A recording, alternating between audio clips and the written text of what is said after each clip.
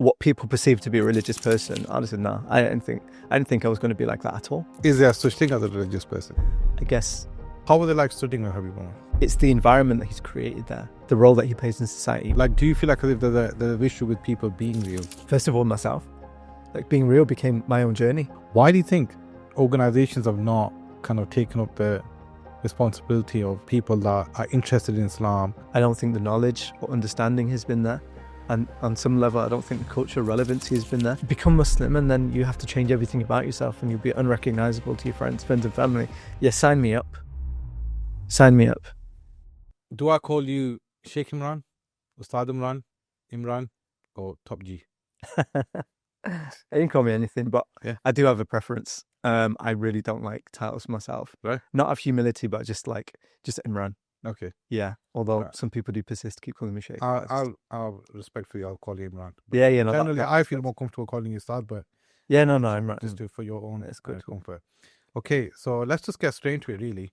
How are you? I'm all right. Alhamdulillah. I can't complain. There's a short answer and there's a long answer to that, isn't there? There is, yeah. I saw this nice post that I shared a few weeks ago on Instagram. It says, "When I ask how you are, I want the long answer." I thought that was really nice. Are you going to get straight into that long answer? Yeah, you know what? It's probably one of the most common things asked, from people. And I think it's the most insincere question. When people ask it, they don't want a long answer. Yeah. It's like, oh yeah, glad you asked. And it's like, whoa. You know what I mean? You could have just carried on with, I'm fine. We're just going to keep the conversation casual, just keep it general, specific, however deep you want to go into it, you can let loose. I want to just start off with your accolades, if you don't mind me starting with. So Imran Rahim has a vast experience in many fields. Starting from what I know of Imran was first seeing you in the Mawlid. And I said, "We mate, you're the Mawlid, and mashallah, you give a really good reminder." And I thought, man, where does he study? Where's this guy from? And I can remember one of my friends asked if he goes, he studies at Micro Madrasa, And from there, I started looking into Micro Madrasa. And because I think you started maybe a year before me, a year or 2 years before me. I don't know if you remember, but when I did my assessments, Hadith assessments, you were listening. You were the one listening to my. Oh, right. Yeah, right. I remember you being there at Micro. Yeah. I don't remember that specific. Yeah. You're a man of many fields. When you were in your, say for instance, college years, what was your interest at that time? Good question. So it wasn't anything particularly Islamic, to be honest. Oh, okay. It wasn't until probably halfway through university that I started to quote unquote practice or take religion a bit more seriously. So it was just I had a very kind of average Islamic upbringing, which is just via culture, really. So my parents weren't particularly religious. They weren't irreligious, but they were just kind of average, I guess, of people's experience of, I guess, people of a certain age who grew up in the 90s. It was kind of neutral. I didn't grow up around Muslims, basically. I was born in Wythenshawe in South Manchester. So Okay. it wasn't until I was 9 that I moved to Oldham. So I didn't really know a lot of Muslims, and I not really had a lot of family in the UK. So that definitely kind of informed, So when you came to, for instance, what subjects were you studying in college? Okay. So A levels I did French, Spanish, Okay. English, religious studies. Yeah. So you just still done religious studies. Was that kind of interest in that? Or? Not really. No, All it right. was. I say that. It was a mixture of Islam, Christianity, and philosophy. So that was what was on my curriculum for RS. But it wasn't a massive interest, if I'm honest. It was. I enjoyed it, but I didn't have a massively strong religious inclination, if I'm honest. And the personality, what type of personality did you have? I mean, I was very different when I was in college. So what kind of person did you have in the sense of when you were in college? Who were your friends like? Community organizations, we've got a solution for you. You might be bombarded with admin work, managing your staff, managing your teams, and following up with your community. We've created the perfect product for you, Community Connect. This will automate all of your processes, creating for you funnels for every project that you have, automating each stage that you have within the project, and most importantly, allowing you to stay connected with your community. If that sounds like something your organization can benefit from, click this link below so you can learn more about this product that can help your organization. So there's like a big group. So I was at sixth form. So it was so I changed school and I did my GCSE. So probably year 9 or year 10. And then I stayed there for 4 years. So I did 2 years GCSEs and then I did my A levels there. So it was in William Hume in Princess Parkway. And there was a lot of Pakistanis there. And then that was pretty much my friend group. And then as you go along, you know, the friend groups get smaller and smaller. And most people weren't doing Spanish, but there was one other Pakistani guy who did Spanish A level too. Okay. So you know, by kind of college or by sixth form days, is like I had like one kind of main friend, Okay. part of a bigger circle of friends. But like your friends tend to be the ones. And that was Oldham sixth form. No, that was at William Hume in Manchester. Oh, Manchester. Right. Yeah. Okay. And when did you move to Oldham? In 94, February 94. Yeah. So I was 9. You were 9. Yeah. Right. Okay. And did you have any friends? I mean, were your friends mainly from college and university, or did you have any friends outside of your academic studies? When we moved to Oldham, like I came from like Wythenshawe. It's got, you know, not the best reputation now, but it was even worse back in the 90s. And we lived in like a really bad part of Wythenshawe. So if you go back 30 years, it's Wythenshawe and it's in a bad part of it. So it wasn't a great, you know, it wasn't like it wasn't the ideal environment to bring up kids. So my mum and my dad, they didn't really want us to go out much. So we weren't used to having that many friends outside the house. But when I moved to Oldham, then there were more Muslims there. So we used to play outside, play cricket and stuff like that. Very cool. And from there, you moved on college to university. Did you go away for university or what's the... I stayed in Manchester. You stayed in Manchester? Yeah. Okay. I did French and Spanish. French and Spanish? Yeah. In uni? Yeah. And you graduated in that? Yeah. It was a strange degree. It's like a master's. It was a bachelor's and a master's in one. So normally, if you do a language degree, you're probably going to do 2. Okay. 2 languages. Or if you do languages and something else, you do your first year, second year, and your 4th year at the uni, and your 3rd year will be abroad. But I did 2 final years in. So I did a final year in French and a final year in Spanish. It was a weird degree that only Manchester did, and I don't think they offer it anymore. Mm-hmm. But it meant that my time abroad, I usually have like either a year or you do 6 months in each, but I didn't want to do that. And I just did summers abroad. So I did like summer 2005, I lived in Paris, and then summer 2006, I was in Granada. Right, okay.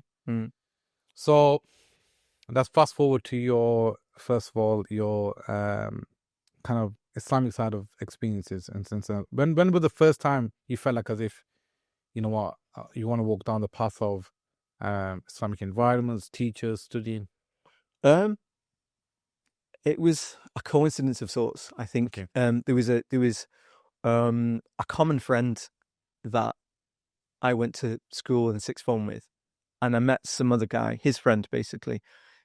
I'd met him a few times, and then at uni I realized he was there, and he really helped me basically. So I started quote unquote practicing at about halfway through uni, and so about 2005 I would say. And that friend who like helped me massively, basically he was doing a different degree, but he came to Paris, so we were in Paris together, which is which is not as cozy as it sounds, but it was probably it did change the entire trajectory of my next kind of 20 years.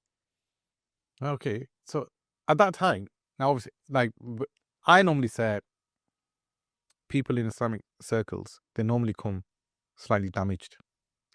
That's why some people have this kind of imagination about people in Islamic circles are really good people. And mashallah, they are, a lot of them are, because they're there in the best circles. But a lot of people turn to these circles because they're damaged. Yeah. They're trying to heal or purify themselves from certain experiences that they've had in life. And that's why sometimes people's misconception is, oh, you know, he's in Islamic, he must be a good guy. And he is, probably a good guy, or she is probably a good sister, but they might have some skeletons in their closet. Yeah. And that, you know, people kind of forget that, you know what, why would somebody turn to those type of circles in this environment Yeah. in the first place? And something that I find interesting to know. So was there something like that in where you felt like, as if, like, why did you get into the Islamic circle in the first place? Like, what was it trying to fix? So I don't have a lot of skeletons in the closet. Like, Yeah. I wasn't kind of wayward.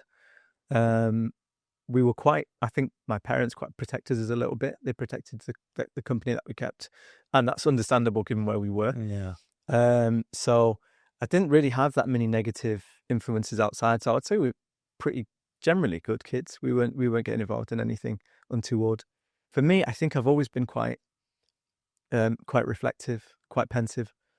You know, I don't think it was a coincidence I ended up kind of doing part of philosophy at my A-levels. And I used to think deeply about life. And I remember just thinking that there's just got to be more to life than this.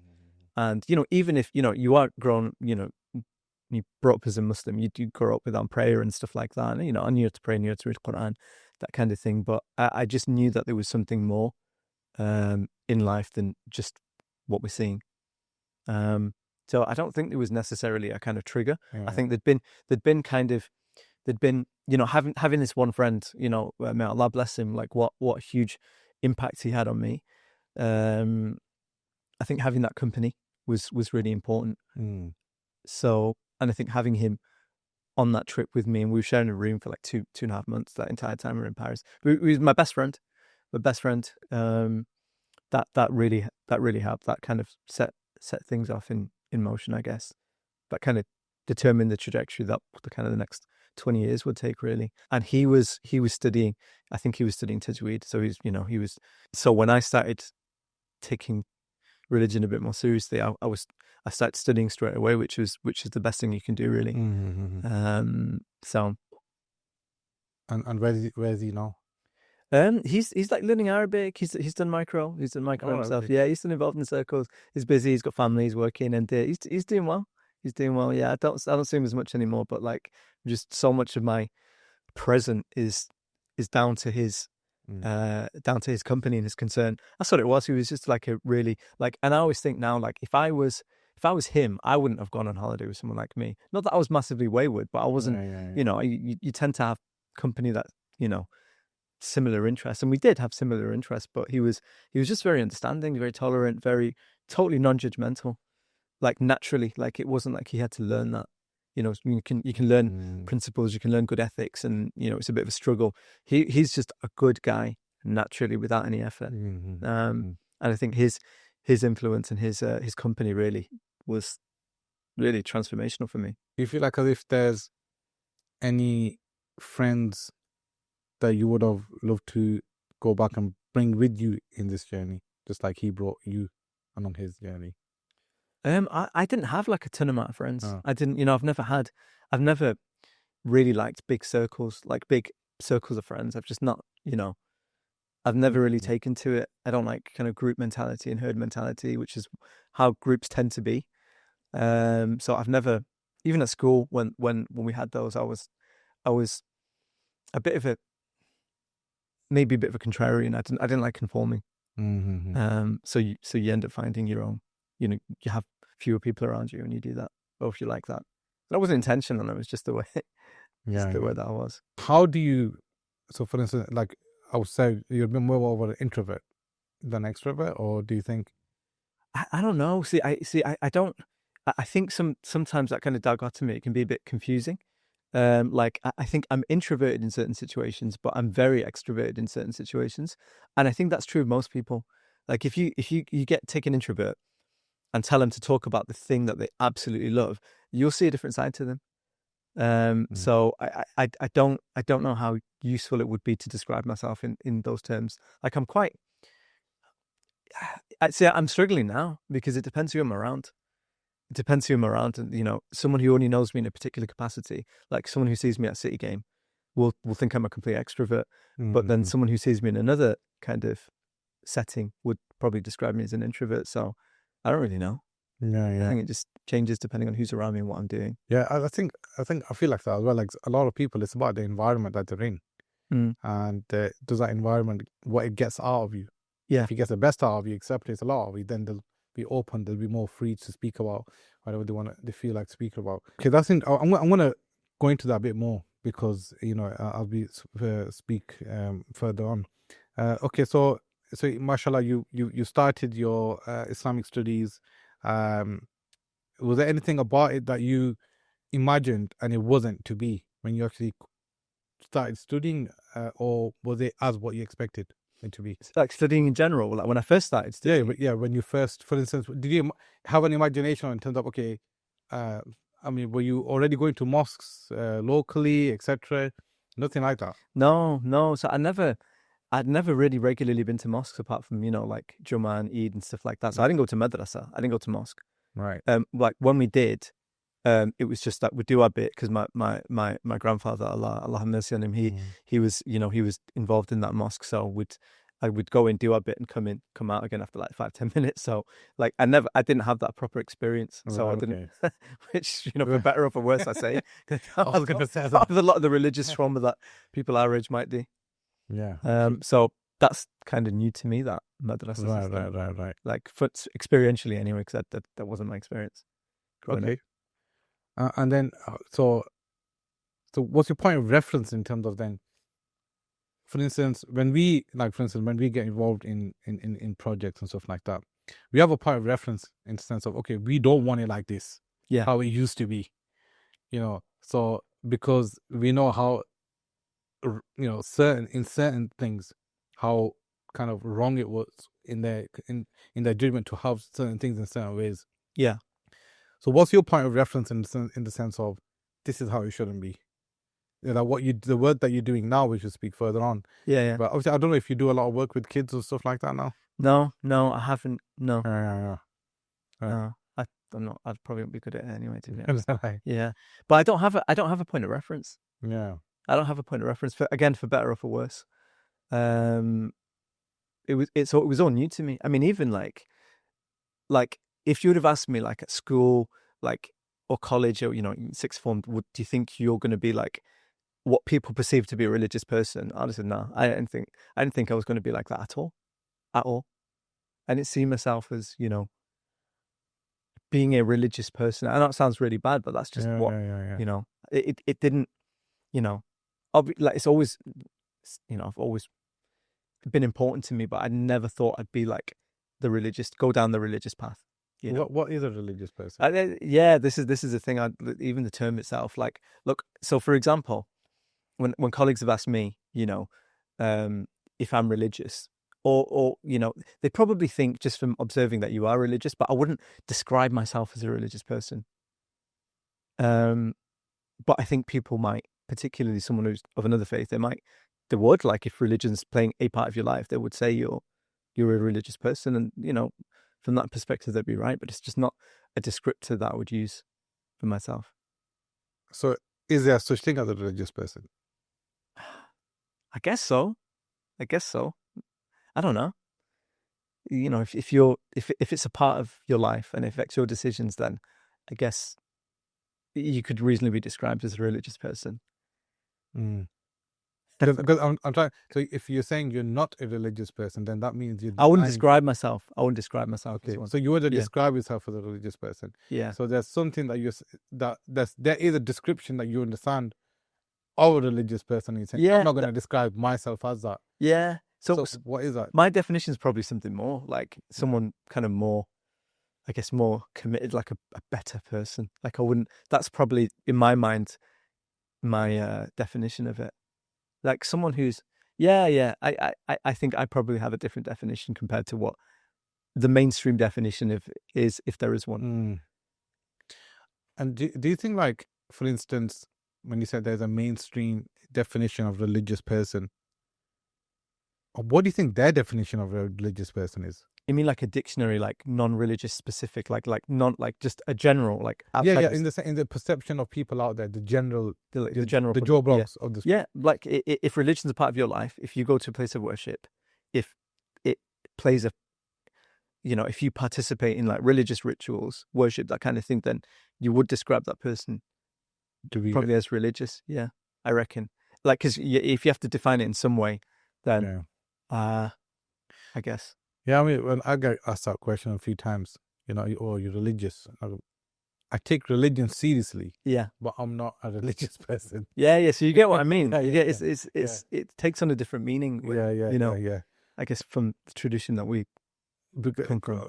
Because I think different societies have different definitions of a religious person as well. Yeah. Like in Pakistan, your typical Maulvi, it's not a venerated term. Yeah, sure. Like in Pakistan, if you call a Maulvi, it's actually the lowest of the low. Yeah, like, it's pejorative, isn't it? Yeah, exactly. So like, it's more of a negative term. Oh, he's a Maulvi. That means he's not good for anything except for teaching kids at a more local mosque, and he's going to be asking for money every time. And I think so that, and here I would say in UK, in the Western kind of hemisphere, is like it's more in the sense of a religious person is, and I think they've got a closer understanding of it. Like it's more focused on character, I would say. Yeah. In the sense of, they expect you to behave in a certain way as a religious person. What do you think of that? Yeah, that'd be closer to how and that's probably my reluctance to use those terms to describe, to describe myself, because it is about, like a godly person, someone who's like a genuinely good person. I'm not saying I'm a bad person, but like I'm certainly not where I want to be. I'm not. I would like to be better. I'd like to have better character. I'd like to be, whatever. Yeah. But a religious person would call themselves religious, would they really? Yeah, exactly. Yeah. It's like, people in my. Or it depends what they mean, because if they take that first kind of dictionary definition that religion plays a part in my life, then yes, I guess they would, and I would accept that definition too. But I guess from the standpoint that I'm coming from and the definition that I have in my mind, which you said, about character, then I probably wouldn't want to describe myself in those terms, because it feels like a bit of a claim. I like holier than thou type thing. Okay. Yeah. So, but you have been away and studied and spent a good portion of your life with religious people. Yeah. Studying religion seriously, Islamic Studies, and I don't know if you call it a scholarship or is it did you formally get qualified? But to speak a little bit on that in the sense of, what brought that about, but I want to go back onto this in terms of definition of religious person, but just off the back of your experience now in this religious kind of genre. It was 2012. Like I was studying, I'd been studying for about 2-3 years, and I kind of enjoyed the stuff that I was studying. I wouldn't describe myself as studious or academic, but I enjoyed what I was studying, and I was studying languages at uni. And I'd started studying Arabic at uni, and I'd got to a certain level in it, but I knew I wanted to study more, not just Arabic, but just the other Islamic sciences too. So then in 2012, the opportunity came along. Spent 7 months in Cairo, focusing on my Arabic, and then I went to Yemen and studied for about 5 years there, where I was studying kind of general curriculum of like Islamic subjects. So 5 years in Yemen, and how many years in Cairo? Oh, about 6-7 months before that, yeah. So almost about 6 years. Yeah, roughly, yeah. And was that a difficult transition, moving away? Yeah, it was tough. It's always tough. I'd never been before. So I remember telling colleagues that I'm moving to Cairo. They're like, well, okay, that's interesting. You've been? I'm like, no, it's the weirdest thing ever. Imagine telling someone that you move into a country that you've never been to. Yeah. It's insane. It's insane. So I was married, and my youngest, still am, and my eldest, who just turned 15 a few days ago, he was 18 months. So yeah. He was 18 months. He was 18 months, yeah. How old was the oldest? Oh no! So my oldest was oldest. Yeah, so he was. Yeah, so we left the UK when he was 12, when he was 18 months, and he just turned 15 a few days ago. I think that's not a bad age to go for a child. I mean, it gets awkward when they get slightly older. I would guess. So whilst you were there, you qualified, mashallah, and qualified. It's an interesting term. Yeah. So It yeah. was, So did you qualify? Would you consider it as a qualification or? well, I mean, I wasn't studying. So the place where I studied it, like their program really was 10 years, which I didn't have, and I didn't want to study that 10 years. I wouldn't have been able to, just because it's really not designed for people who. Cause it's a boarding place where I studied in Yemen. So it's not really designed for people who are married or have kids, because you're obviously going to be living outside. Just so 95% plus people who were studying in that full 10-year program, they're boarding there. They're either not married or they're there on their own. So it's not really feasible.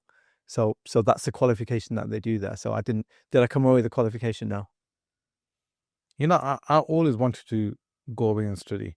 Always. I wanted to go Mauritania. I wanted to go Syria. I ended up at garage. Yeah. MOT testing. Yeah. So I always imagined studying away to be this kind of amazing life. Kind of you wake up and it's just you feel good and you meet good people, and it's always just a great experience just being away and studying.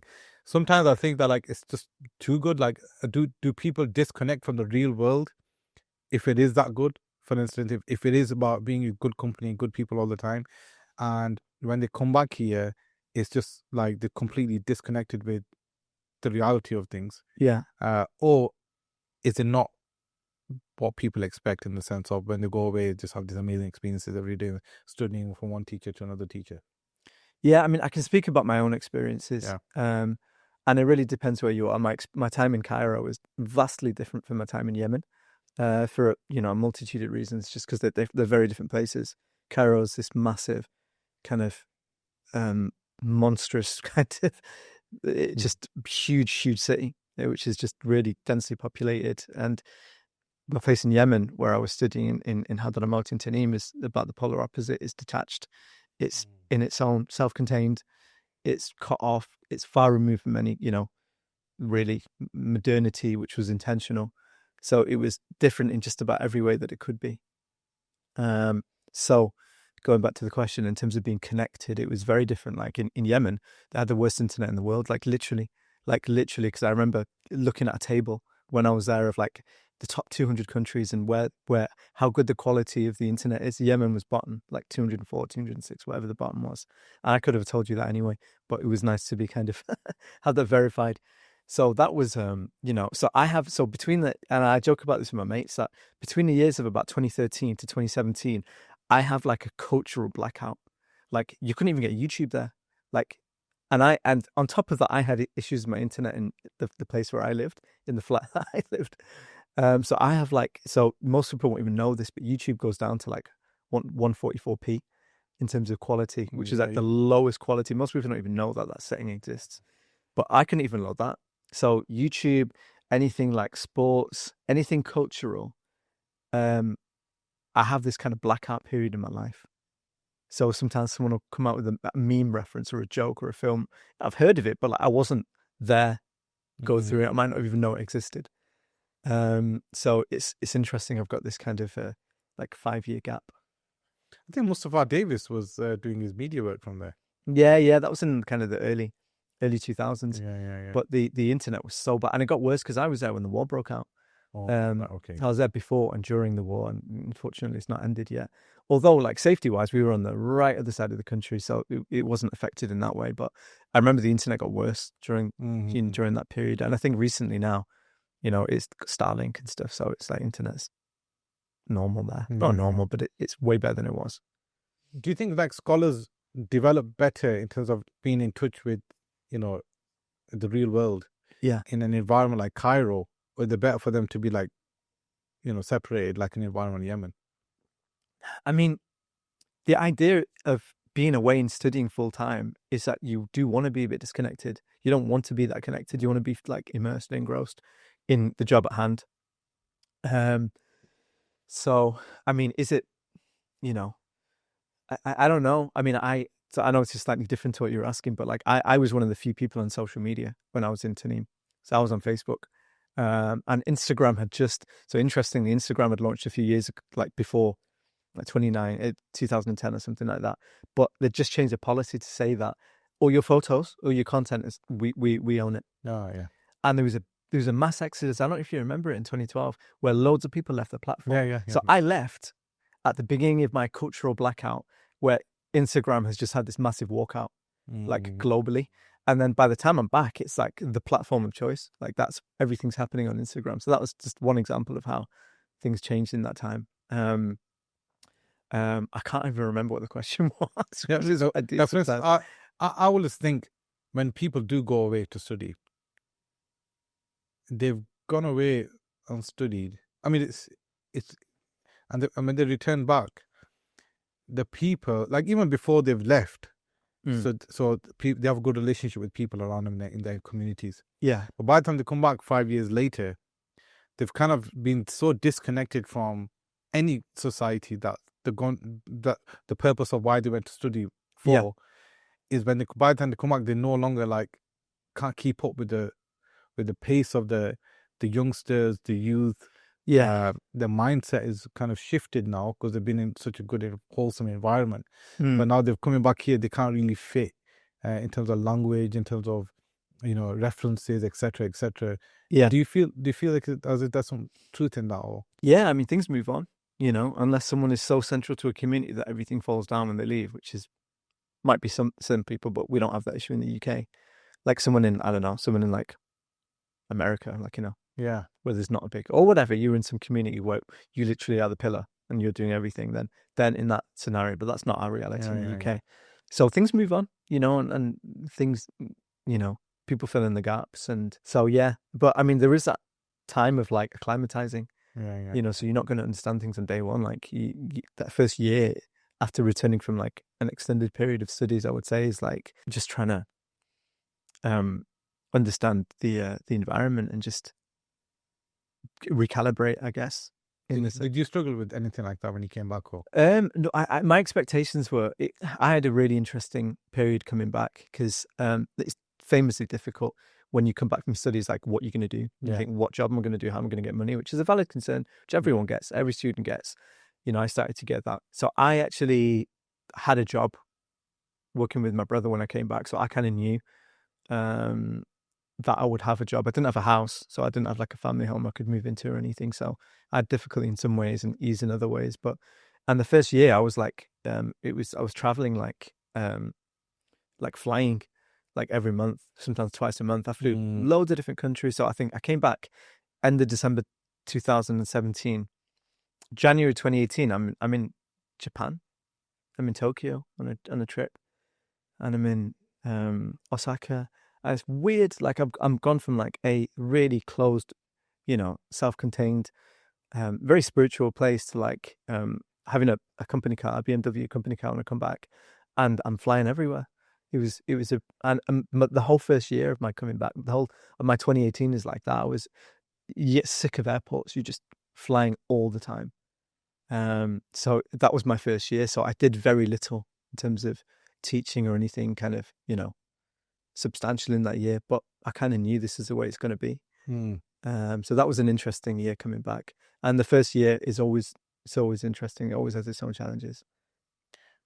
So how did you feel about that? Like, for instance, you just come back 6 years later, most people, I mean, I would imagine that you come back equipped, motivated, ready to get down in the trenches. And then next thing you know, you're off, with your corporate cricket. And did you feel like as if, at one point, like, what was the point? Why did I go away? Or So interestingly, I didn't. Okay. Although my wife did. Okay. Yeah. She was like, because she studied too. She studied the entire time that we were there, apart from when like my kids were born and stuff, and kids were young. So I left with one, and then had one when we were out there. And although we came back for the birth, all my kids were born here, and then my youngest was born in 2018, so 6 months after I came back. So my wife was like, you need to be doing this, we need to be doing that, and I'm like, I can't. This is the way the life is at the moment. I won't be like this forever, but I can't. I'm not going to beat myself up about my situation now because I'm doing what I can, which is not a lot. And the only thing that I could do was like a little, maybe 2 or 3 people max, reading at my house on Sunday, reading some book in Arabic, primarily for Arabic, but just kind of, that's like 1 hour on a Sunday. That's all I could manage. And I want to do more, but I literally can't do anything else. My job is, it's taking me everywhere. So, and I was like, that's cool, because I know this is not going to be like this forever, but I'm not going to beat myself up about a situation that at the time I couldn't control. So I was all right about it. Yeah. So in that year, Mm. did any experience that you taken from Yemen and being with the shuyukh there, was anything applied in that year into in your corporate engagement of things? Think I'm trying to say, Yeah. like was it was it yeah, go on, yeah. Sorry. So the reason I'm really sorry. The reason I'm laughing is because like Yemen, like it's such a very specific kind of place. It's like anywhere else. Like just the way. So when we talk about studying and traveling for study, it really depends where you go. You go to Mauritania, you're in the middle of a desert. Um, Tarim, we're in the middle of a valley. Cairo, you're in a big metropolis. But Yemen is such a specific kind of place where it's very kind of closed off for modernity, and it's intentionally been that way for literally over 1,000 years. So they have a very, very particular way of doing things, a very particular way of living, a very particular. You go there, you know what you're going to have a very specific experience. It's going to be unique, but it's different to studying anywhere else because you're not in a city, you're in a small town. If that, is very different, and there are certain kind of things, certain adabs, certain etiquettes that you pick up. And I remember when I came back, when I was working, we had an office in Oldham, and our development team were based in Cyprus. And when when I shake hands with him, I'd like put my hand on my heart, this kind of thing. When he'd come in the room, I'd stand up, and that's weird because like, what the hell? You don't do that in a business environment. But that's what I was so used to that. I've been doing it for 5 years. And that's just a number of examples. And, this same guy, I remember he'd flown in from Cyprus, and he goes, I'm just going to get an Uber. I'm like, no, I'm going to come pick you up. And my brother's like, what are you talking about? I said, no, I'll go and pick him up. So I went to pick him up from Manchester Airport, which was just so weird. You wouldn't do that. I'm not saying it's a bad thing, but it's just it was more indicative of like, no, we treat our guests, we honor our guests, and you don't let them do this. And like, but businesses don't work like that. And sometimes it's just impractical. And in that situation, it was very impractical. He could have just taken an Uber here, and I could have been working for that hour. So there were a few things like that, which is like acclimatizing to life after being in a very specific environment and then being in a completely different environment. It was almost like falling asleep in one place and then waking up in another place. That's what it was like. So it was an interesting year. Yeah, that's what I was really getting at, like, in the sense of, were there things, and how did that impact the people around you in that corporate environment when you were applying these things? Was it like a positive experience for them, or was it like, this guy's a bit? So I wouldn't describe it as like a corporate environment. It was a startup, so it was really scrappy. There was like 10 people, so it's very different to like a big business. And it's my brother's company, so it was different. So it wasn't really a thing, to be honest. Right. People might not have noticed, but I noticed it. I'm like, what the hell am I doing? Yeah, you know what? I always thought I would have I just think it's amazing that I think it's a great opportunity to see. Okay, you know what? Studying there, I've been away, and I've been thrown in the deep end of working with my brother. Yeah.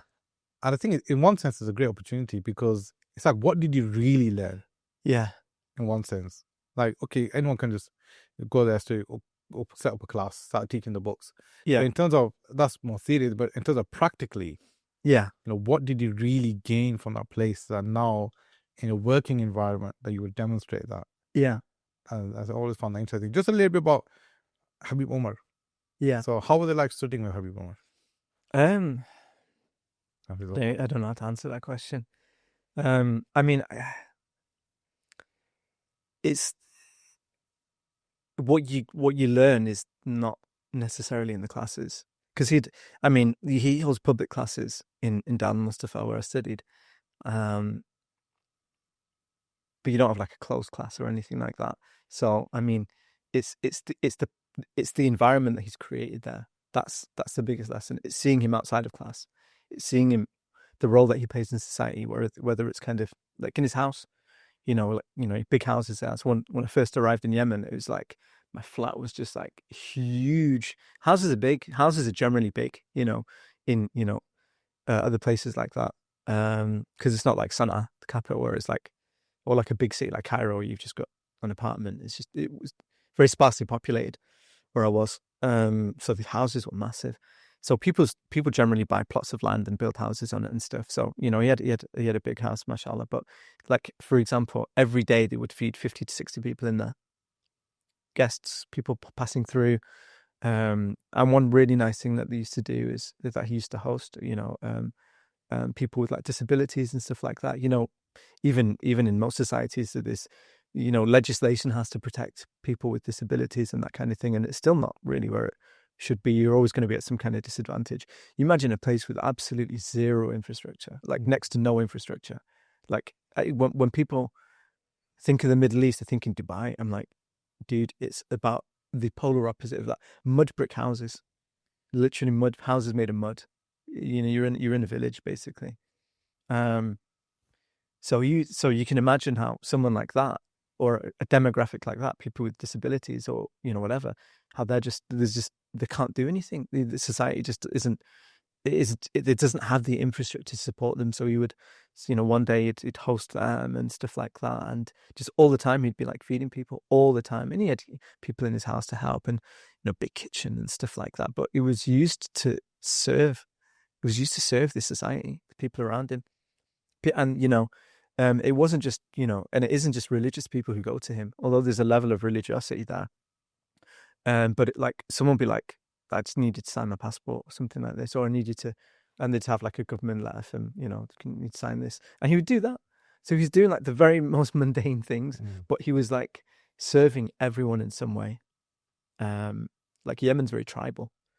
Doesn't have, I saw in my 5 years there, I saw police once, because it doesn't really, police they don't have that role there, but it's tribes. So because people are affiliated with tribes, if there's an issue, tribal leaders get together and they sort out someone's messed up, they're going to get dealt with by their own tribal leaders. So tribal leaders would come and they would dispute resolution, would call it, probably in modern parlance. So all of this kind of thing, Habib Umar was playing that role. So all of that is, and seeing how he would interact with people, and it wasn't like he was above, like, oh yeah, I'm the special one. No, he was genuinely there to serve, and you would get that from watching him and observing him. All of that was almost more powerful than the stuff that you'd learn in the lesson. So the learning was a long answer to a very seems like a simple question. What did I learn from Habib Umar? It wasn't the studies as such. It was just witnessing him and seeing what someone in his position, how he serves society. For example, there's a lot of poverty. It was even before the war. It's maybe one of the poorest countries in the world. So people in like grocery shops would, a lot of people, locals in particular, they couldn't afford. So, they'd just they'd have a tap. The shopkeeper would have a book behind his desk, write your name down and how much you owe. And and there was one that ran next to his house. So periodically you just go and pay off the whole book. You just clear everyone's debt. Because mashallah, he has wealth, and like he has like date farms and stuff like that. So everything he does is like from it, he sustains himself, and he's able to do that. But that's something that he would do, like periodically just pay off everyone's debt in the book, whatever, to pay it all off. Which is, it's amazing. All of this stuff, and that's what did I see of what he does? What, 5% maybe, if that. I'm sure he does other things that are way, above, which I just wouldn't be able to see and have access to. So, is there any thing that you've taken from him that you kind of, without any negotiation, carry in your life today, in terms of how you behave, in terms of character? One thing that you've taken from him that you apply in your own life. So there's so many things, like mercy and compassion, and he's the closest person that I've seen to the Prophet, peace be upon him, is the closest example that I've seen. You think of the role that the Prophet Muhammad, peace be upon him, that he used to have. It's like these things. It was like, you can study the life, you can study the seerah, you study the life of the Prophet, peace be upon him, and then you can actually witness it. My time in Tarim was was was very much like a practical application from aspects of the seerah that I hadn't really seen anywhere else. And specifically with like Habib Umar, seeing aspects of the Prophet, peace be upon him. I've seen that in books. I've seen he was like this, but then seeing it embodied takes on another level of meaning entirely. Then it's not, you're not reading historical accounts. You're like, okay, this is what the Prophet sallallahu alaihi wasallam will have been like. Even, and anything that I mentioned here, this is, the Prophet, peace be upon him, used to do it. Feed poor people, sort tribal resolution, sort disputes out, all of these things. These are all things that he did. Teach, pray, all of these things. One of the amazing things in about Habib Umar, he's always got a flock of people around him wanting him to pray for him. I've got this issue, make dua for me, just everywhere. And I'm telling you, 5 years, I never saw him on his own. He always had people wanting something from him, and he never, ever, ever, like it could be any time, it could be 3 a.m, and he comes from the mosque or something like that. It's always got people around him. There's always someone who wants something. They need something from him. They want to pray, they want to dua, whatever. And even after the classes were done in the morning, after about sunrise, about 7 a.m, he'd pray for about 10 minutes, 15 minutes. There'd be a group of people just gathering around him, waiting for him to pray, like literally around him every single day. And as soon as he finishes praying, stands up, and then people are just with him, and they're with him to his car, and then they're with him when his car's like his house is like 1-minute journey away, but at the other end there's people waiting for him outside the car, waiting outside his front door. He's like that all the time. Never loses his temper. Never like looks like, can you not leave me alone for 5 minutes? Never, not a single, not even a glimpse of it. Not even a glimpse. Not like he's trying to, like, do you know what I mean? Like gritting your teeth. Keeps like bearing, yeah. It was just genuine. It's just, that's someone who is serving humanity, because it's not even, and of course it's difficult. You don't have any time to yourself really, apart from in your own house, and even in his own house is feeding people. It was just a wonder to witness. It's just incredible. And if you tell someone, it sounds mythical almost, like no one's like that. There's no one has that little ego, or so little. You know what I mean? If that was us, day 1 would be worn out, and by 2 would be swearing at people. Maybe day 1. But it was just incredible that there's people, or a person like that, walking the earth like that. He was just like, just genuinely serving people. Like, I've got no self-interest. I'm only here to help. So if there's a lesson that I took, it's the Habib Umar was the lesson. And I heard he's very like disciplinary, like in the sense of very martial in his approach towards things. That's what I heard. Somebody who studied with him said that he really believes in the kind of a martial discipline way, in a positive way, in the sense of, I think Jaddiya Jundiya, I think is his. But I don't know. Did you experience that side of him, or? I wouldn't have described him like that. I can see why someone would, but I saw it through a different lens. I saw it through like I was describing, just like patient and merciful and compassionate. And there's Bedouins in the, once you drive 20 minutes outside of Tarim, use Bedouins as people who are like, a bit rough around the edges, as it were. And loads of the people who come to him for stuff are people like that. They're not Islamically literate. They might be a bit kind of, a bit ghetto, we might say, a bit street. They're not going. They're just being real with themselves. They're just, they don't do pomp and circumstance. They don't do formalities. They got something, they'll need it. They'll just tap him on the shoulder. I need this. You know what I mean? They don't wait. It's just the way that their nature is. And he serves them. He serves them as well as he serves everyone else. So when I see that's the mercy, that's compassion, that you can just, you can do that without saying, come on, like trying to correct them or anything. It's just like, it's so I see a different side to it. And were there any moments in your journey where you thought, I don't know if I can do this, if I could carry on?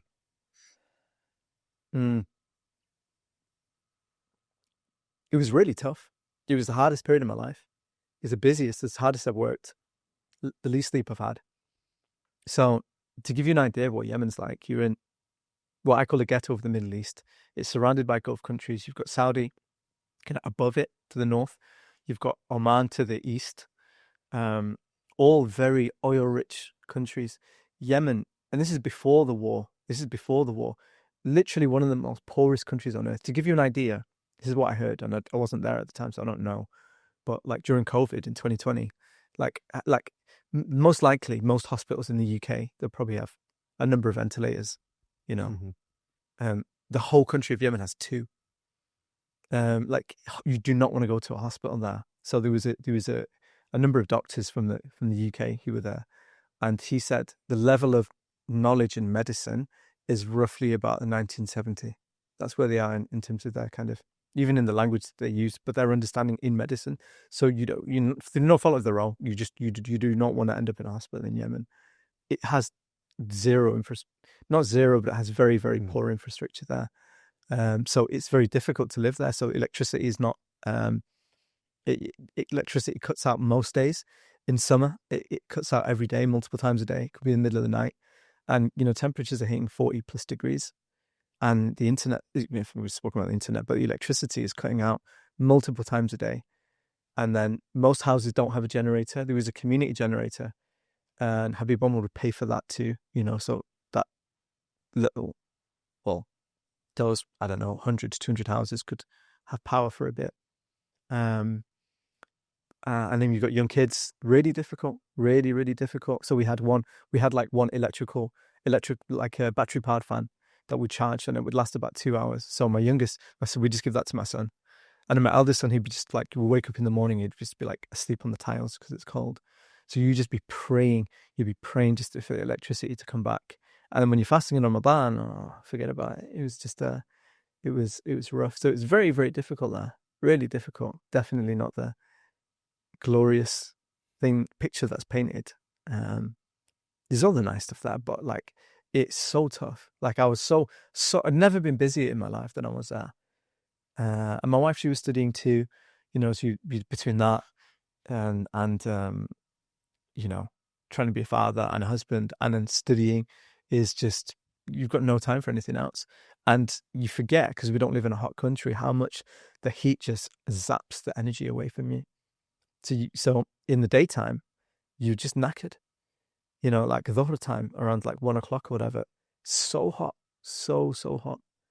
And most houses don't have AC, or they have like what you call, like, the AC units that we talk about, that we have, that you've seen, like the thin ones that kind of sit alongside a wall. Yeah. Well, like that one there. Actually, most people don't have that. And even if the generator is on, you can't turn it because it uses too much power.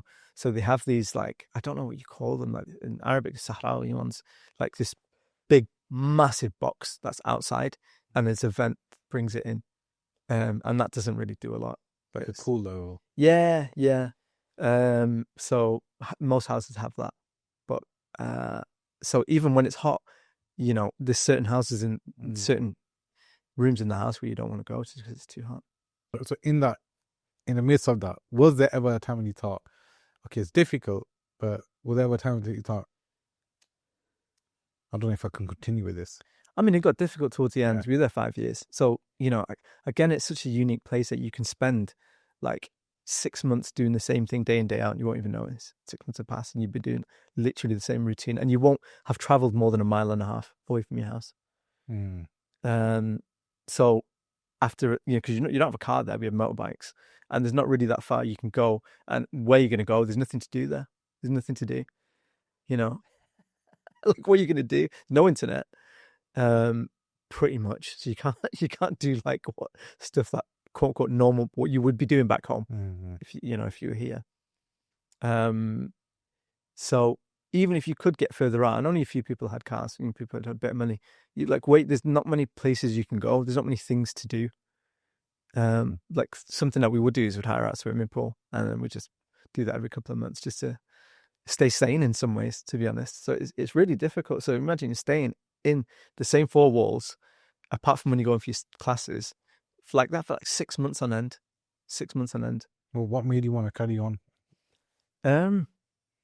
Because I knew kind of being in the environment was useful, and I was learning stuff. not just learning information, but just the environment was good for my kids. I set out there with an intention, and I wanted to, I didn't have a defined time frame in mind, but I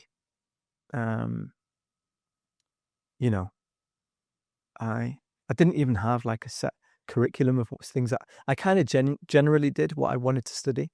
So I think when I was coming to the end of that, it was getting quite tough. Like it's really tough. Like even just even being married in that environment, and you're just stuck in a house pretty much for like 6 months. I mean, I'm making it sound really bad. It wasn't. It was. I had great times there, and I'd do it all again. If I had the choice to do it, I would. Like, there's not a part of me that regrets it, but it's not without its challenges. Like on paper, if you were to describe, would you go to a place like this where you can't do this, where it doesn't have this? Like you would say, not in a million years. But you go there, and to be honest, some people like even from here, they really enjoy it, and they could live there. I couldn't live there. Like I didn't want to stay there forever, and I wouldn't have been able to. I think the 5 years that I did was probably about as much as I could have done. So I knew it was time to come home, just personally.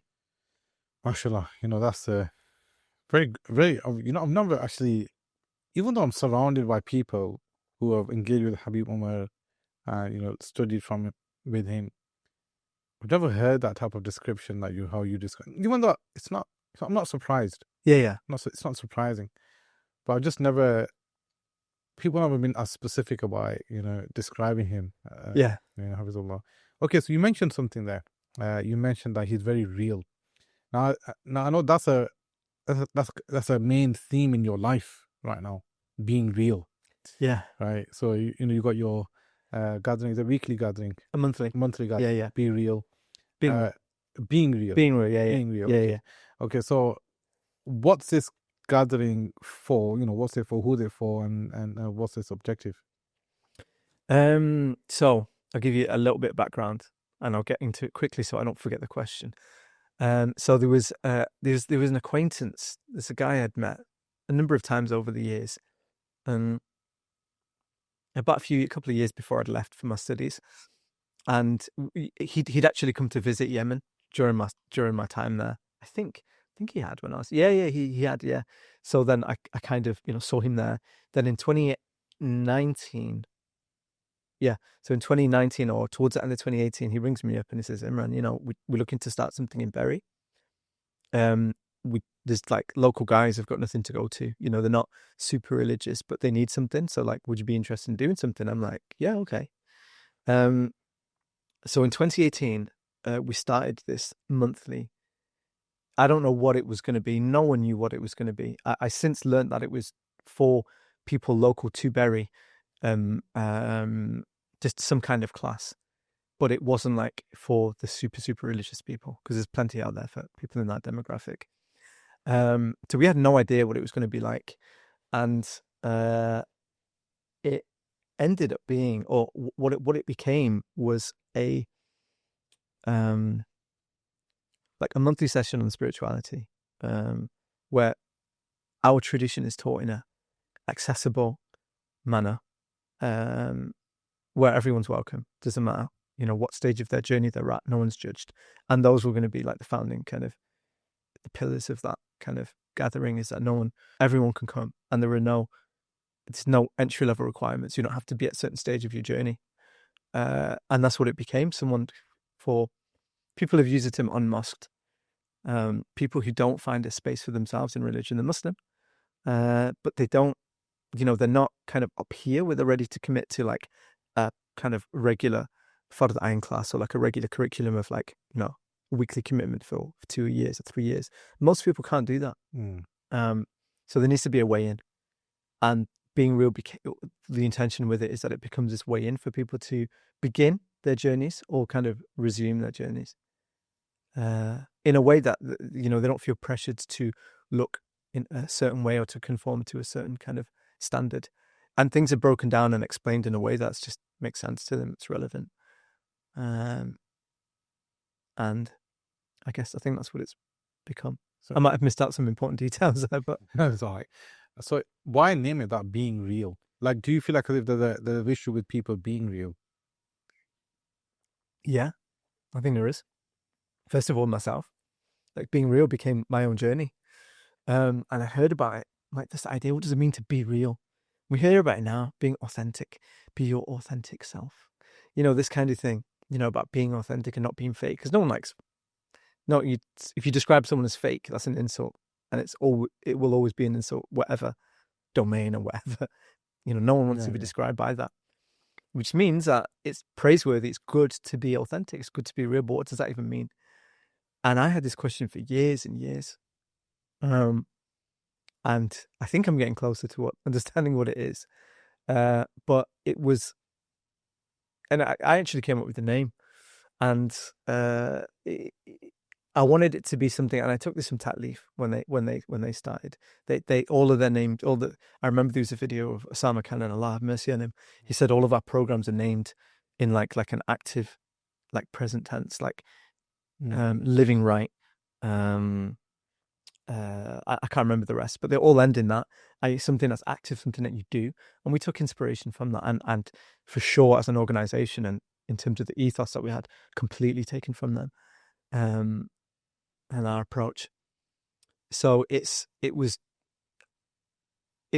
what I wanted to kind of understand for myself and convey is that, like, wherever you are in your journey, whatever your background, it's okay. That's fine. You're not a bad person. You're not a bad person. And so much of religion can espouse, and it can manifest in that way, that there is something wrong with you, we need to fix you. Like, what you're doing is wrong and you're a bad person. No one's going to say it like that, but sometimes the subtext is that there is something wrong with you. And who wants to feel like that? That's not going to land well with anyone. It's just going to lead to a load of spiritual problems. If someone believes that there's something wrong with them, there's something inherently wrong with me. And religion can do that. When it doesn't manifest properly, that's what happens, is that it can make you think that there's something wrong with you. And that is not what religion is trying to achieve. It's not what God wants, and it's not healthy. And there needed to be an alternative, and being real is an attempt at that alternative. Is an attempt, it's one way of like saying, actually, where you are in your journey is okay, but let's progress. Let's get closer to where you want to be. How important is it for a person, like, off that, being real? See, I have this kind of, I reflect upon this, and I do think that, like, what? Are we supposed to be real? Like, yes, I think you use the term authentic, i.e., look, if you want to progress in life, I feel like if you got to step out of your comfort zone, you got to do things that really aren't you. Yeah. For you to progress, for it to become you. So how does that balance with being real? Like, a lot of people say, this is me. Well, accept it or like it. This is me. Yeah. I'm being real. Yeah. But is that an acceptable approach towards people that want to progress in life? Like, can you progress if you think like that? I wouldn't call that being real. Oh, okay. Because being real, and obviously this is a lot to unpack in this, is yes, it's okay where you are, but there are certain things that we should be doing, that if a Muslim professes faith, that they should be doing. And a person can't say, well, I know I'm not doing those things, but it's okay because I'm being real and that's authentically me. That's nonsense. But what we're saying is that we're not going to judge you where you are, but we're not saying be content with where you are. That's the difference. Is that being real isn't about being content. It's accepting where you are, but it's also accepting that I can be doing better and I should be doing better, without any of the guilt, without any of the kind of self-flagellation and that kind of thing. So the situation that you described, I think that's someone making excuses for themselves. Mashallah. And so I think being real was one of your first early initiatives. After you've set up this being real initiative, you've moved forward onto setting up New Beginnings. What is New Beginnings? Who is it for? And what's the purpose of it? So New Beginnings is an organization that was set up in lockdown 2020, actually, around summertime. And it's a service for people who aren't Muslim and for people who've converted, and they're looking for educational support or community. And yeah, so converts or people who are kind of haven't taken the Shahada but are interested and want to learn more.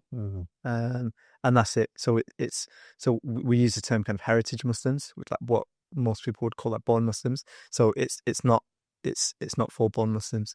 So it's just those first two categories that I mentioned. So we do courses, we do events in person, we do like an Umrah trip, we do a retreat, and we do kind of Shahada packs. Like it's kind of like a gift set that we give to people who take the Shahada and become Muslim with us in the UK. So that's what it is in a nutshell. So why do we need a separate organization that deals with this? And why can't just a person who's interested in Islam or the convert just go to the local mosque and just say, listen, I want to convert, and just carry on? Yeah, I think that's the way that things have been for probably several decades now, and unfortunately, it's proven not to be enough. And I think the experience for people who have taken their Shahada and become Muslim has been they've been placed very much on the periphery. And I don't think that's been intentional. It's just the resource that's needed and the understanding that's needed just hasn't been there. So rather than it being an afterthought to the activities of a mosque or another kind of organization, it needs an independent team who are focused specifically on that, because the work is important enough and there's enough of that to do, and there are a lot of people who are becoming Muslim. So it's almost rather, why is it taking this long? And obviously, of course, that there have been tons of organizations that have been set up geographically, but we are one of the things I probably should have mentioned is that we're online primarily, and that we serve a global audience. So and we we recognize and we need the work that's done at a local level. So prior to New Beginnings, it was old and new Muslims, but there wasn't the resource to kind of carry that forward. So we decided to kind of I guess morph that into something that was bigger and more global. At what point did you realize that kind of we need this type of sort of organization, and what kind of triggered it?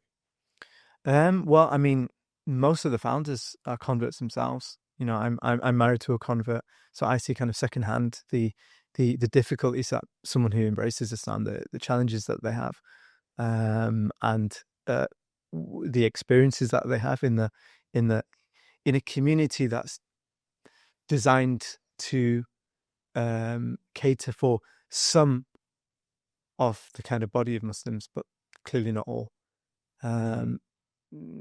So the idea of supporting converts is just it's too far down the list to get done.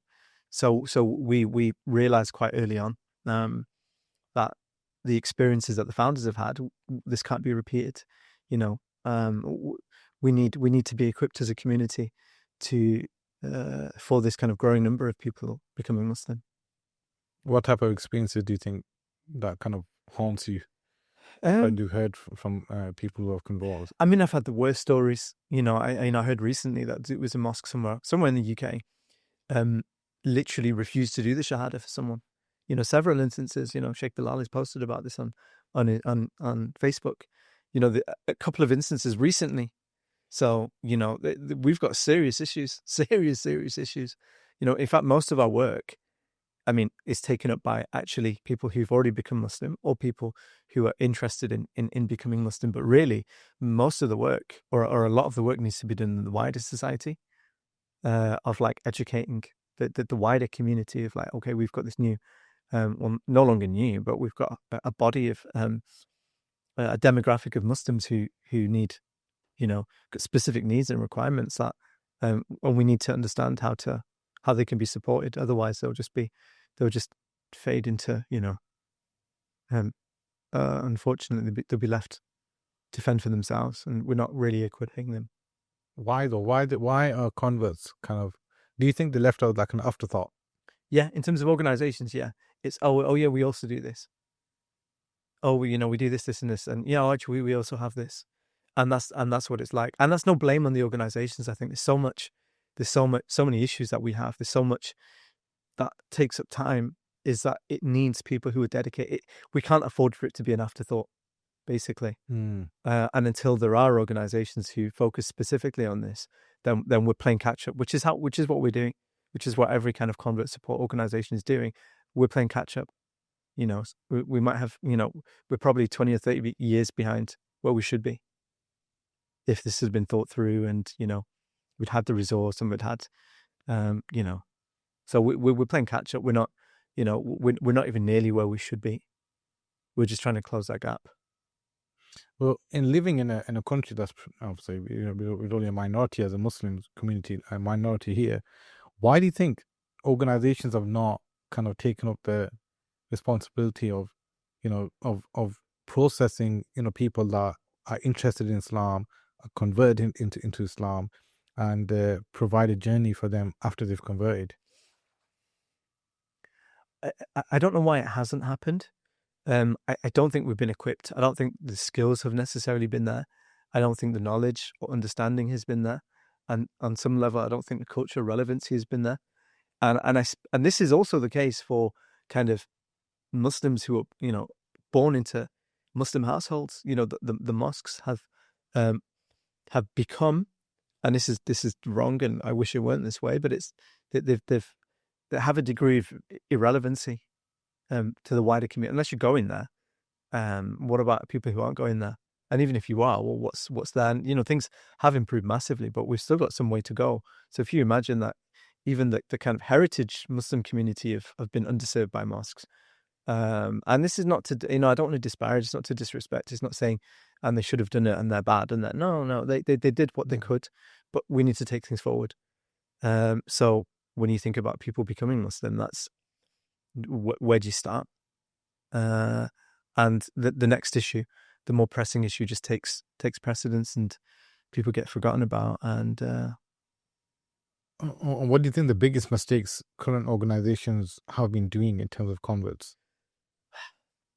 I don't know what have they been doing that's been the issue. It's not that they've been doing, so it's like what they've not been doing, really. Is curriculums need writing from scratch. It's having the right people involved. And I'm conscious as someone who's not a convert, having such a prominent face in a convert organization, because I believe these organizations converts should be, front and center. And I'd like to think that they are in new beginnings, but I think there's also a space for people like me to I hope to be able to contribute and add something to it. I'm not a convert, so I know where my role stops. I can't tell. I can advise, but if a convert asks, what should I do in this situation, I can advise. I can't speak from experience, but I don't always think experience is, someone who's had a bad experience and has maybe gone about it the wrong way. Even if that person is a convert, then they're not best placed to give that advice. It's someone who knows the right thing to do. Yes, I can't speak from experience, but, I can say at least, I can't say what it feels like. I can't say what it feels like, and I would never try and do that. But I've seen enough cases and I've heard enough stories that I know what the right way to go about things are, and the wrong ways. I'm just thinking.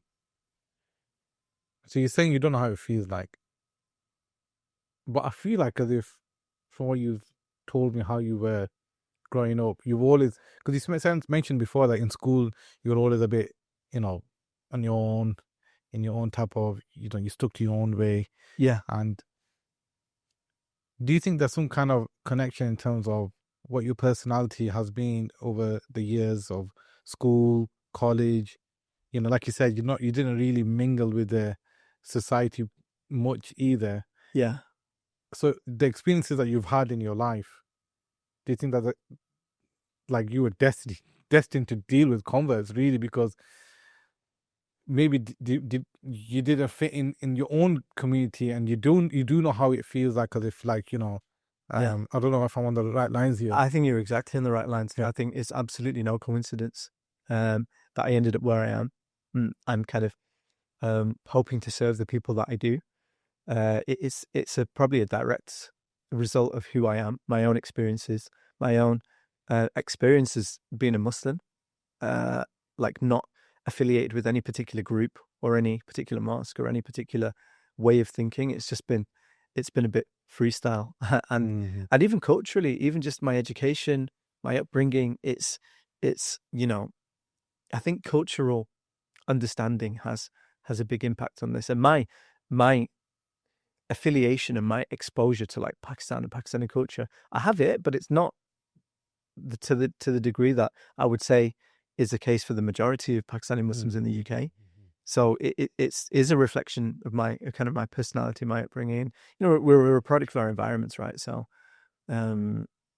it's yeah, I don't think it's a coincidence. Believe it or not, I always thought you're a convert. Did you? Yeah, I heard you say this once before. Yeah, I always thought you're a convert. no way. Before I got to know you a bit more, I just thought you were a convert.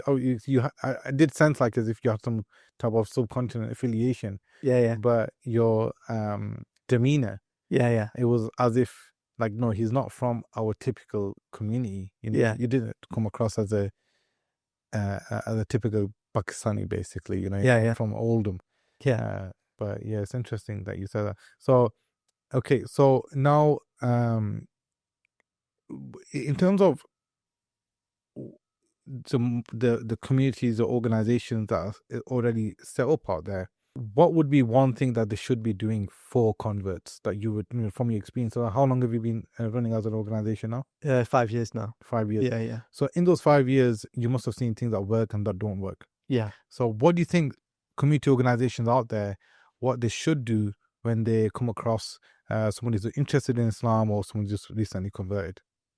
Go to people who know, who do this. Go to the specialists in the same way that we would, it's a bit of a tired analogy, but you need your car fixing, you go to a mechanic. Yeah. We're used to doing that in other areas of life, and even in religious areas of life. If there's someone who has an expertise in like family law, then you'd go to, you would, in terms of marriage and divorce, you'd go to someone like that because they're the experts. Similarly, if someone's got strong in the laws of inheritance, for example, you're going to go to someone with that.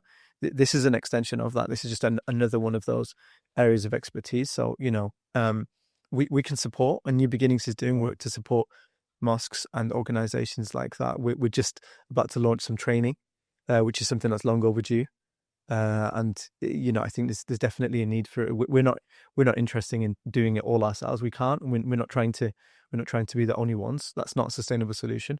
But we want to empower other organizations who have these needs. And there's almost every mosque in the country does have some element of need to have people doing their shahada. So they need to know how to. So how does New Beginnings help with that? So we're beginning to this training program that we're offering mosques, and we've got a conference coming up on the 29th. Shameless plug. And where we're inviting specifically mosques and organizations who have converts in their community or people who are taking their shahada. We have a couple of things. We've got gift packs, which people can purchase. That contains QR codes that links them back to New Beginnings. So, there's a lot of resource that's needed when someone takes their shahada. It can be a lot, can be less, but there is some need of some provision. They need to do something. Most mosques will not have that provision. So if they don't, they can give them this gift pack, and that contains links, and then they can become part of the New Beginnings community. Or if they want to self-deliver stuff, we can deliver training and equip, which is what we would love to do, really, because we're a small team. So we're not trying to be, say, it's not a power thing. Like, it'll come to us. Like recently, like I've seen a lot of organizations really step up their game, convert support organizations, and nothing makes me happier. I'm like, alhamdulillah, this is great. This is like that's what the mission is. It's not for us to be doing everything. It's for the overall level to be raised, and that's starting to happen. And alhamdulillah, that's the mission. Meaning, I don't care who does the work, but the work needs to be done. I don't care if everyone left New Beginnings, our community, and they went to other equivalent organizations, but it was done well. Alhamdulillah, I'm really happy with that. No, we're not a profit-making company. We know there's a need that needs to be met in society. As long as whoever meets that need, alhamdulillah. If that happens to be us, alhamdulillah.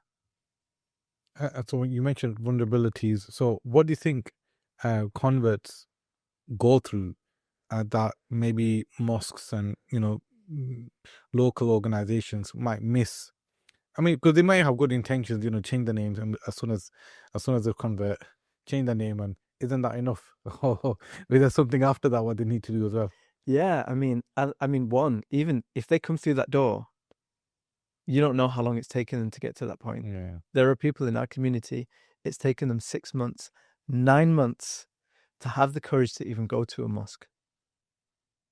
Now, you tell me how many people in the wider Muslim community even know that that was a thing, that it can take a Muslim 9 months, maybe longer, to have the courage to even enter the mosque.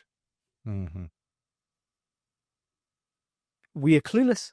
We're absolutely clueless, and it's not a blame. It's not like, oh, how come you didn't know? Because we don't know. We only know our own experiences. But that was new to me once, and I've seen it now over a number of years. But like, that's the thing that I learned, that wow, okay, this is even just the act of going to a mosque can take 6 to 9 months for certain people to have the courage to do it. The amount of anxieties, the amount of, will I get judged? Is someone going to pull me up from this? I'm going to get caught out because I'm not praying properly. And this is especially for the women, as demographic. There are far more women convert than men, as to what the studies show. And that's been reflected in our own kind of experience at New Beginnings. So what can they do is to be aware that this may have taken someone 9 months to get here. And if the first word that you've got to say to them is one of judgment, but like, do a different job. You're not fit to be in that role, and that sounds harsh. But if you if you can't say a kind word to them, and if the most you can do is just shut up and not say anything, that's good. That's the most some people can do. I just don't say anything bad. Don't give any bad looks. Don't, ideally welcome them in, be understanding, listen to them, be happy for them, be excited for them, not be suspicious and judgmental. And oh yeah, oh great, now I've got you. Here's your list of things that you need to change. And of course, I'm speaking about the worst examples here. There are many good examples of that. But from mosque to mosque, I don't know what experience someone's going to have. Convert goes to the local mosque. I have no idea what kind of experience they're going to have. It depends purely on who's behind that mosque, who's in the mosque at the same time. We don't know. It's like Russian roulette. Which bullet you're gonna draw?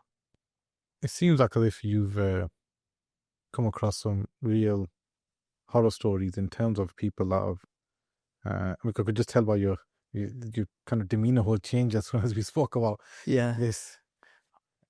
Yeah, I mean, I've heard a lot, and I've experienced something like this, and the good news is it's a nice experience, and I'll never forget it. I will never forget this experience. So at uni, I used to have long hair. This having a ponytail, and when I was in Paris, when I was living in Paris, I had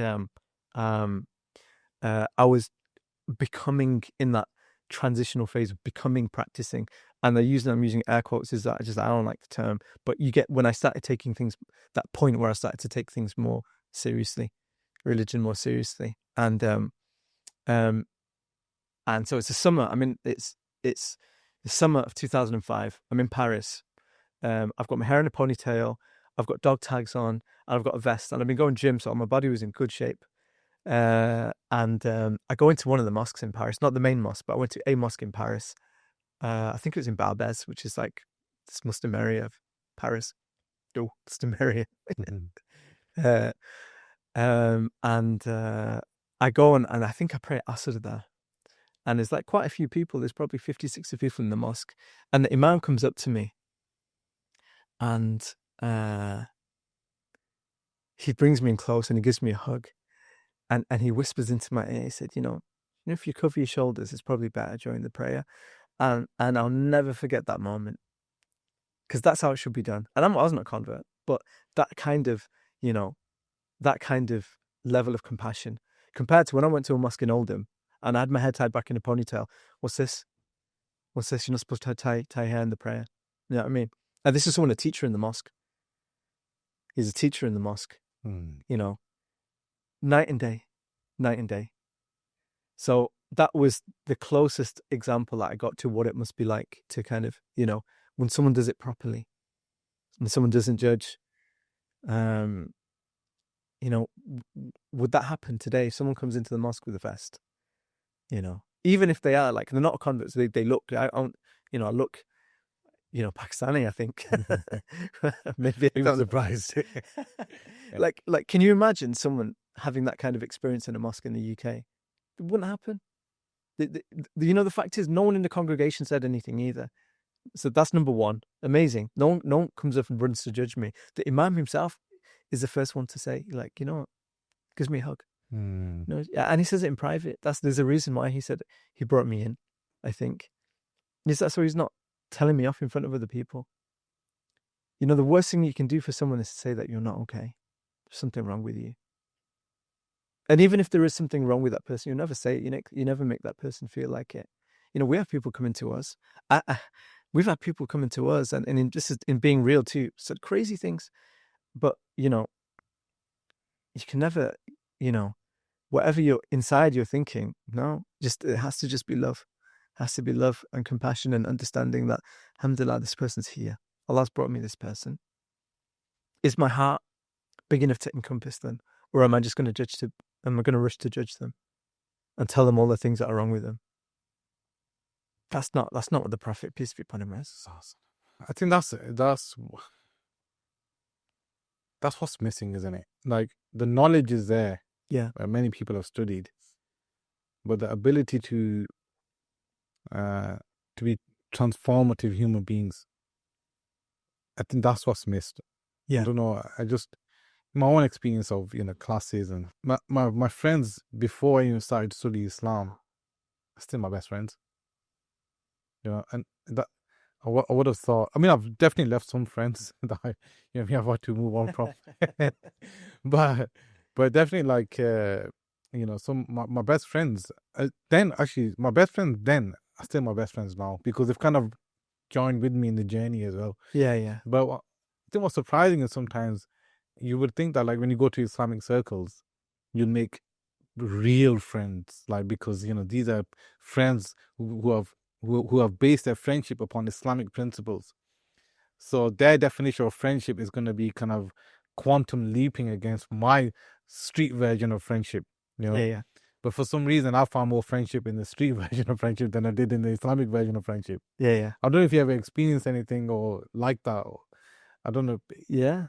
I mean, like me, I'll prefer someone who's, and it's going back to what we we're saying about being real and being authentic, is I would 10 times out of 10, I'd rather be friends with someone who's irreligious and real than someone who's religious and judgmental or not compassionate or competitive or these, I just be yourself. Be yourself. Be comfortable with yourself. And I hope that I make you feel comfortable. Because if there's a kind of, I don't know, this level of like, oh, we need to try and conform. We need to try and be as religious as possible. That's really pushed me away. Like, being real is my own journey. Yeah. Like, these being real sessions, I don't really talk about this, but it's been my own journey of like reconciling like the things that I need to change and the things that I actually don't need to change. That Islam's not there. Religion isn't there to strip us from our individuality and our personality. It's there to refine. إِنَّمَا بُعِثْتُ لِأُتَمِّمَ مَكَارِمَ الْأَخْلَاقِ. The Prophet, peace be upon him, said that I was only sent to refine good character. When you refine something, you're already working with something. When you refine crude oil, the oil's already there. You're not kind of like, okay, the process of refining oil, it's not throwing the oil out. It's just removing the impurities from it. And meaning that there's good in every single person. There's 100% good in every single person. And Islam's only trying to refine those aspects which are, in conflict. But otherwise, we're our own people. Prophet, peace be upon him, doesn't radically change anyone. He does in those aspects that needed changing, but their personalities and their individuality and their idiosyncrasies, they all remain the same. And there's no one way for that to look. This is why, the four companions after the four khulafa, they're different personalities, and they can all be perfect in that regard, because it doesn't have to look the same. And the more that we try and project this image of this ideal, that there's no room for variety or individuality, that the more unappealing religion becomes.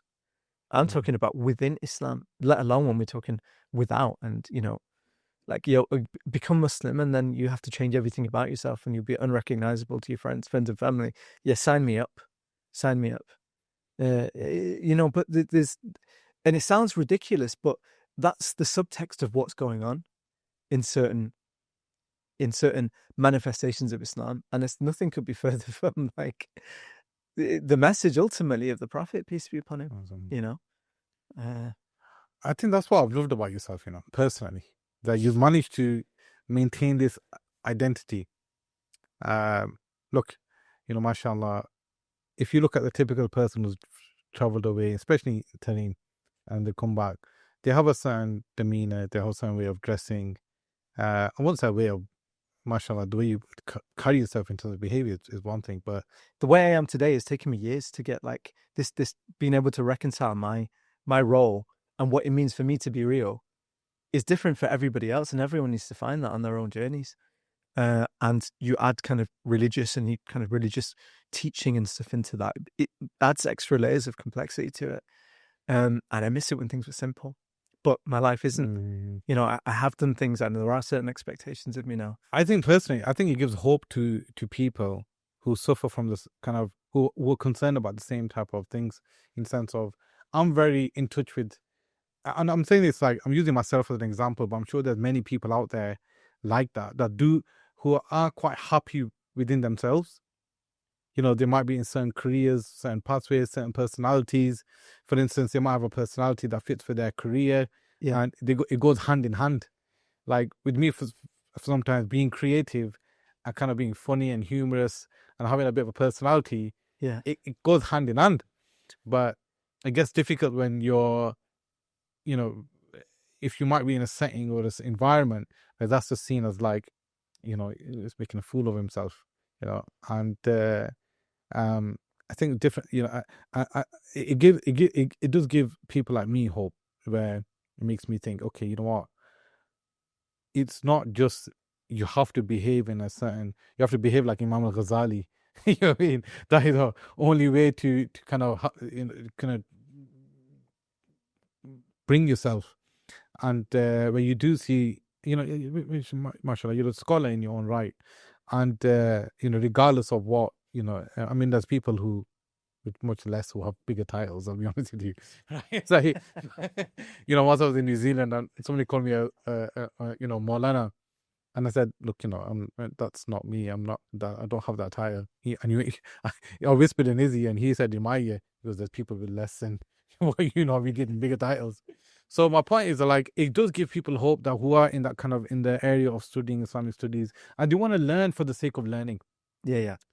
They just want, they may love the religion, they may incline towards learning. They're not like self. They're not interested in the titles and the and accolades. But only thing they want is just to learn. Yeah. And change themselves in that process. And but they still want to be real with who they are. Yeah. And but there's then the level of expectations as the communities and etc. Because everybody knows that they're going away. And I do think when we do need to see a little bit more from scholars, in the sense of what is their what can they give to the community, in the sense of giving permission for people to be themselves. Yeah. Because right now I feel like as if that's not there anymore. Like, people don't really have the permission even to be themselves. It's like either you stick to this way and you be, amongst the norm of kind of scholastic societies, or you're seen as a kind of an outcast. Yeah. What do you think? Do you think? I mean, I think if that's the case, that's really unhealthy, that people feel like they can't be themselves. That's going to prevent people starting the journey. That if you don't want to start, it's like, well, and this is what I say in being real, is that like if what's out there in terms of Islamic activities up here and you're somewhere down here, like then then the person's up here saying, well, if there's not anything for you, then sorry, we don't have much for you. That's what's happened. Is that there hasn't been any provision. There hasn't been any ways in, what I call entry points. Like if Islam's a house, then where are the doors?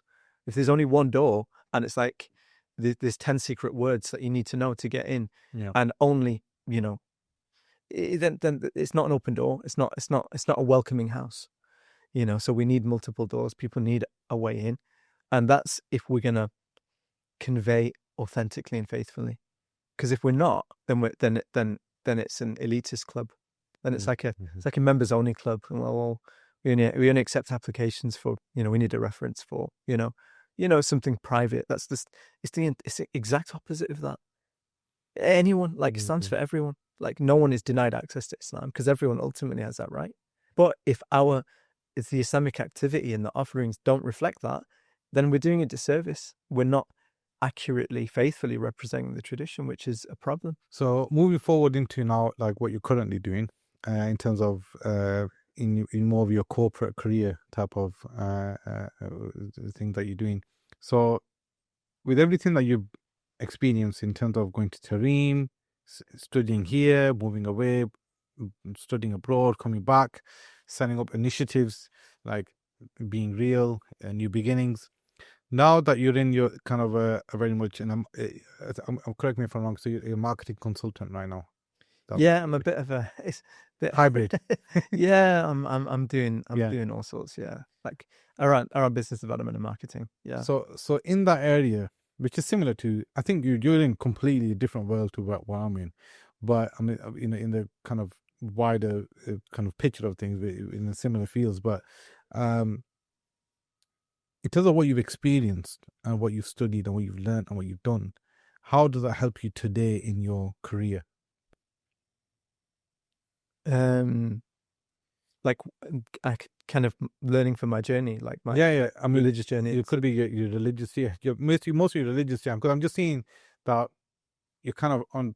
I mean, some people may take them as opposites, like one, and you're deep into the kind of the dunya, right? And then at the same time, mashallah, you're doing your Islamic work. But what is it that you bring over from, the side of your scholastic training into your kind of career right now? To be honest, I think it's quite abstract. It's like just trying to do a good job, trying to do things properly, and obviously with good intentions, not trying to do anything unethical. And I've worked at companies where they're not ethical, and I've just not enjoyed it. So there's definitely different types of companies out there, ones who are more ethical and less ethical. So I think in that respect, I'm always going to prefer stuff that's done properly, as in done, ethically.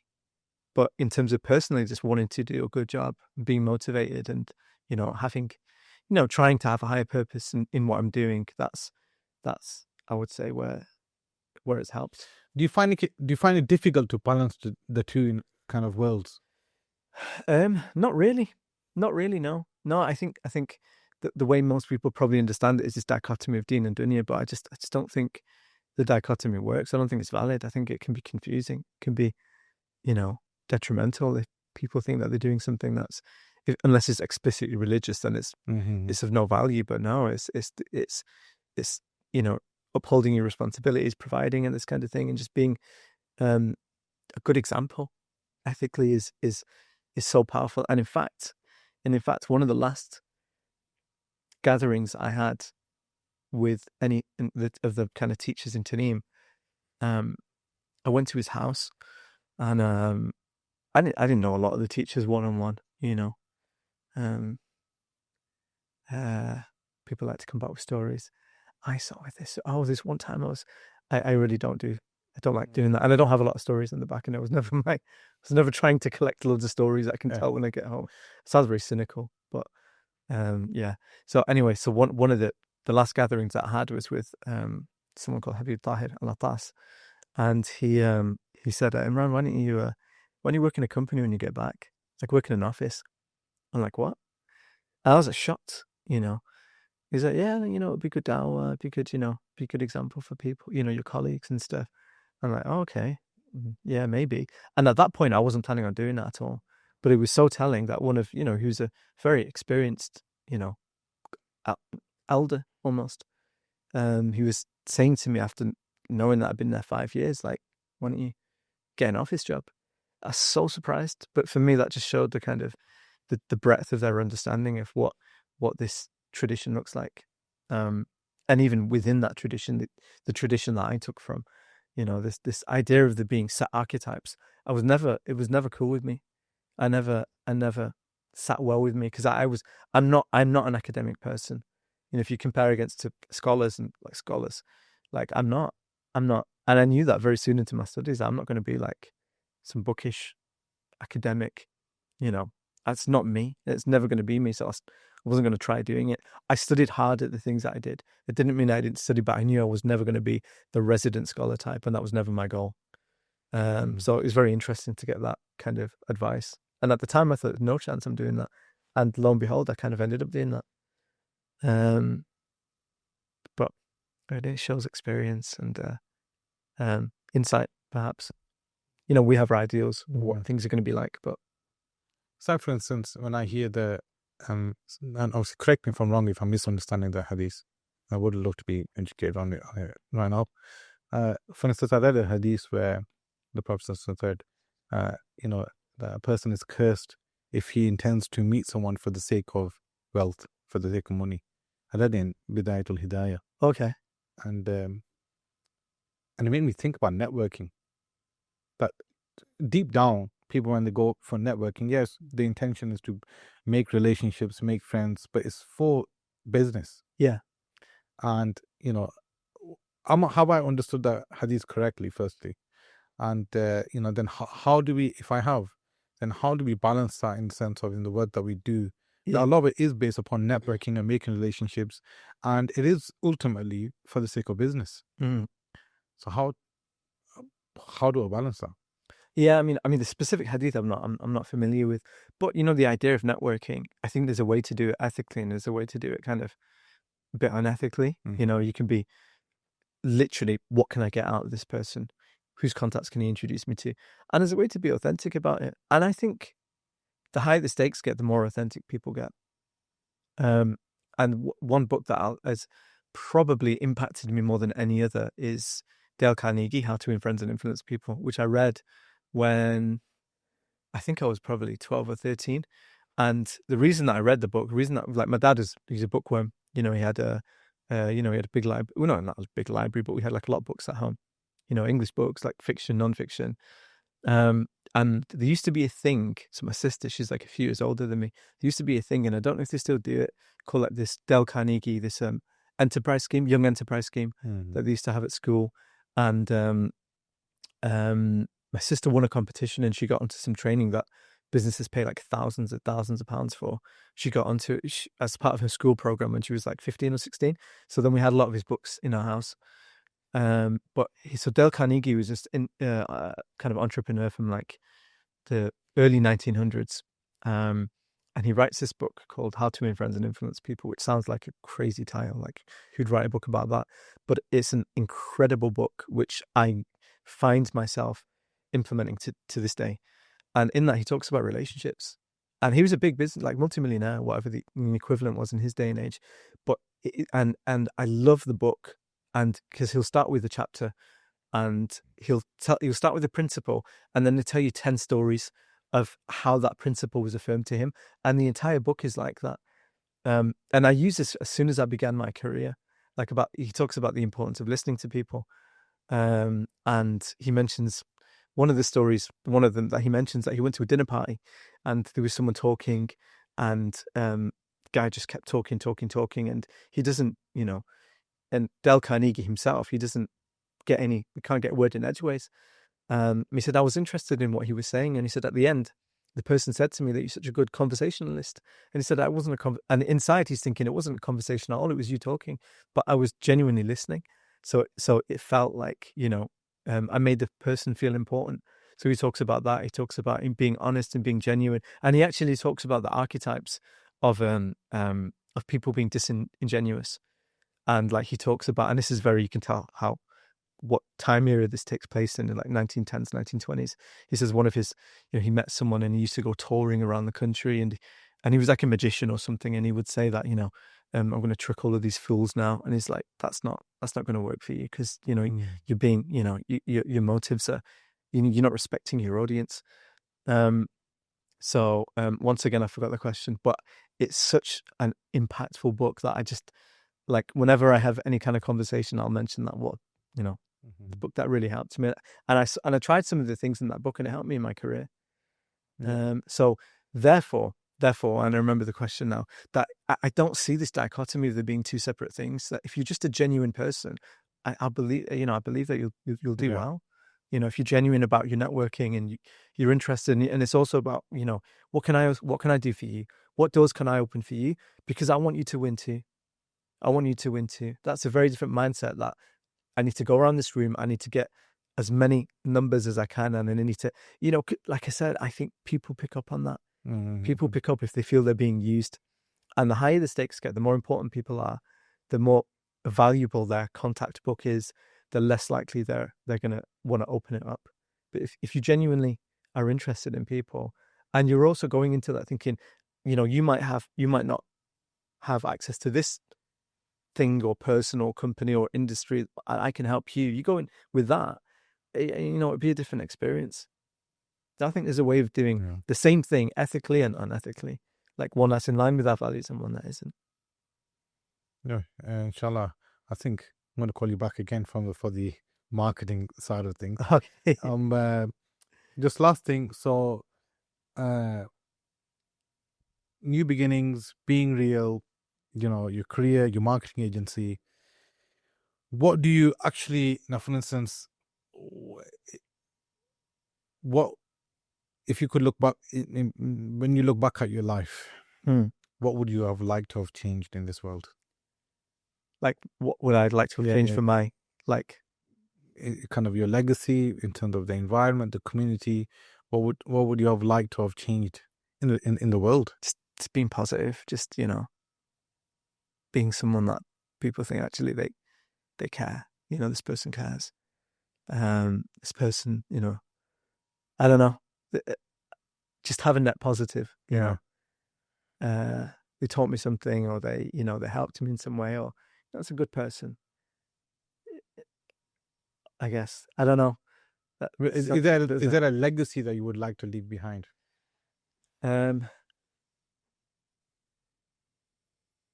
mean, I think primarily my family, like my kids and the people that know me. I think, because ultimately what they know of me is who I am. Like everyone else who's a part of me, but in a particular environment and in a particular setting. But I think for my family to think well of me, that's important, because that's who you are. That's who that's who you see you with no filters. So, if the rest of the world thinks you're great and your family knows you as someone not great, like, what's that worth, really? Even if we take the religious, whatever, our own kind of values out of it, like that's, I just wouldn't want to be that person that everyone loves, but the people who really know that person, like, Yeah, I was thinking about that a few days ago in terms of legacy. Like, what legacy is it? What is legacy? Is legacy that people know you, that you're famous, that people, or is it something that an impact that you've had, even in one person's life, that can affect generations? Somebody might, I believe, definitely you must have spoken to people where, because you deal with people interested in Islam, and that you might have just set an entire generation of Muslims just by having that proper discourse with somebody and giving them time. Yeah. But inshallah, jazakumullah khair. I was going to say Ustad. Yeah. Thank you for your time. I really appreciate that. Some really insightful stuff, even for me personally, that I'm going to definitely take on board for myself. Thank you for your time. And inshallah, we will call you back for more from the marketing perspective of things. Okay. In terms of your career, inshallah. But other than that, thank you very much. Thank you, Jazakallah khair. Thank you for the opportunity. I don't usually, I don't speak about, on my socials and stuff, I don't really. Yeah. I don't speak about myself a lot. I'm just not interested in doing that. So I'm quite private in that regard. But I think having a conversation, if something someone can learn or find interesting, luckily you didn't have half sleeves on, or I would have just give you a hug and said, "When I chuck it." No, appreciate it, man. Thank you, man. Alaikum salam.